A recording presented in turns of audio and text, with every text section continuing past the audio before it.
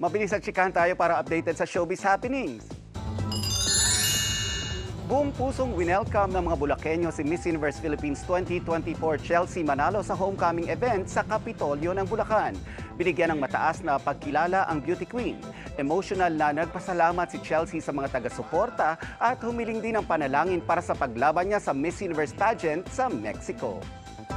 From one beauty queen to another, binalikan naman ni Miss Universe 2022 Arbony Gabriel ang childhood home ng kanyang ama sa Malate, Maynila. Bumili pa siya ng taho at nagkaroon ng maikling tour sa bahay. Ikinagulat pa niya nang makitang nakadisplay sa cabinet ang kanyang mga picture noong pageant era niya. One supportive stepmom, si Heart Evangelista kay Chessy na anak ni Senate President Cheese Escudero sa dating asawa.